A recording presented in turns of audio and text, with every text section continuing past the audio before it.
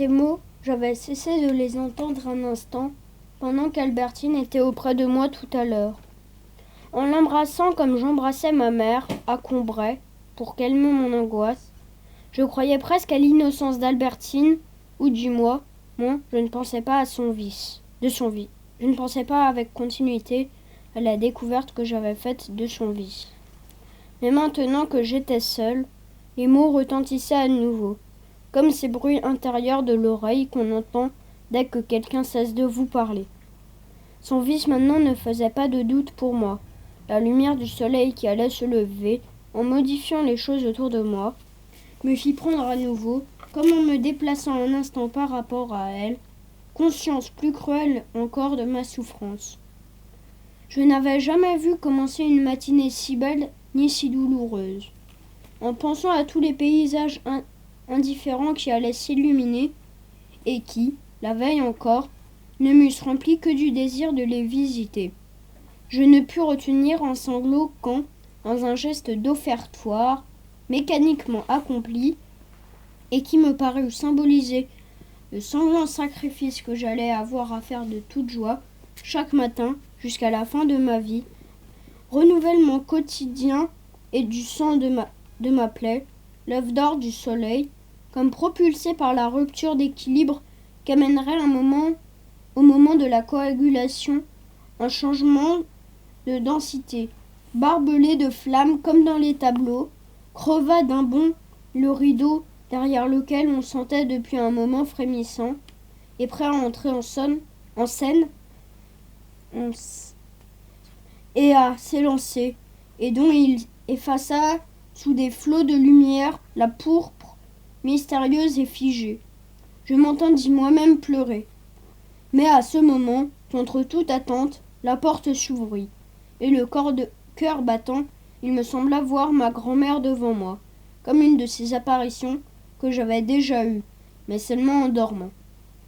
Tout cela n'était-il donc qu'un rêve ? Hélas, j'étais bien éveillée. « Tu trouves que je ressemble à ta pauvre grand-mère » me dit maman. Car c'était elle, avec douceur, comme pour calmer mon effroi, avouant, du reste, cette ressemblance avec un beau sourire de fierté modeste qui n'avait jamais connu la coquetterie. Ses cheveux en désordre, où les mèches grises n'étaient point cachées et serpentaient autour de ses yeux inquiets. De ses joues vieillies, la robe de chambre même de ma grand-mère qu'elle portait.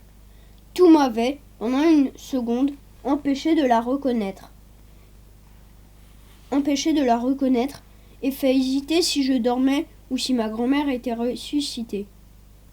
Depuis longtemps, déjà ma mère ressemblait à ma grand-mère, bien qu'à la jeune et rieuse maman qu'avait connue mon enfance. Mais je n'y avais plus songé. Ainsi, quand on est resté longtemps à lire, distrait, on ne s'est pas aperçu que passait l'heure.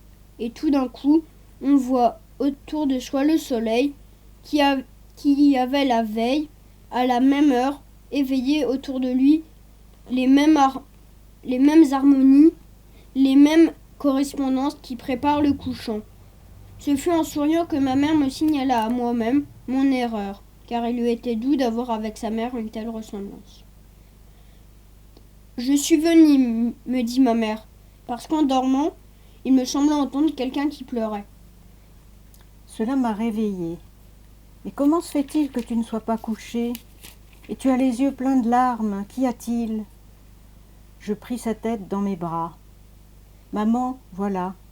J'ai peur que tu me crois bien changeant, mais d'abord, hier, je ne t'ai pas parlé très gentiment d'Albertine.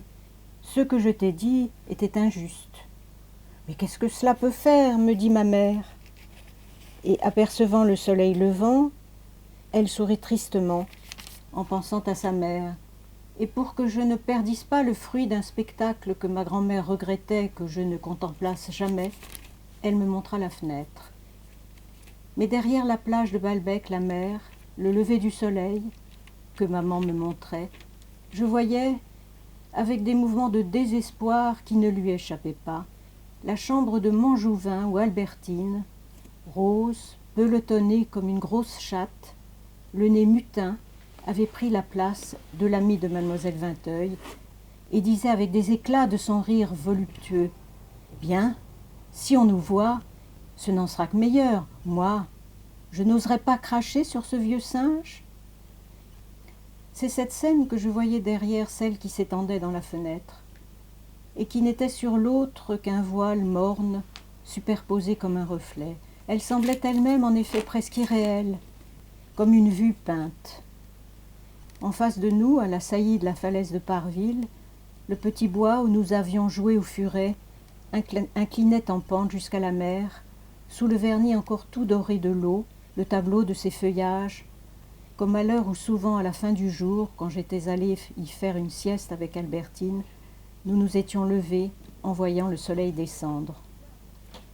Dans le désordre des brouillards de la nuit qui traînaient encore en loques roses et bleues sur les eaux encombrées des débris de nacre de l'aurore, des bateaux passaient, en souriant à la lumière oblique qui jaunissait leurs voiles et la pointe de leurs beauprés, comme quand ils rentrent le soir, scène imaginaire, grelottante et déserte, pure évocation du couchant qui ne reposait pas comme le soir sur la suite des heures du jour que j'avais l'habitude de voir le précéder, déliée, interpolée, plus inconsistante encore que l'image horrible de Montjouvin qu'elle ne parvenait pas à annuler, à couvrir, à cacher, poétique et vaine image du souvenir et du songe.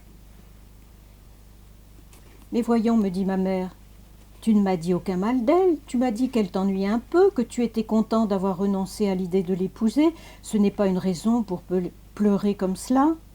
Pense que ta maman part aujourd'hui et va être désolée de laisser son grand loup dans cet état-là. D'autant plus, pauvre petit, que je n'ai guère le temps de te consoler, car mes affaires ont beau être prêtes, on n'a pas trop de temps un jour de départ. Ce n'est pas cela.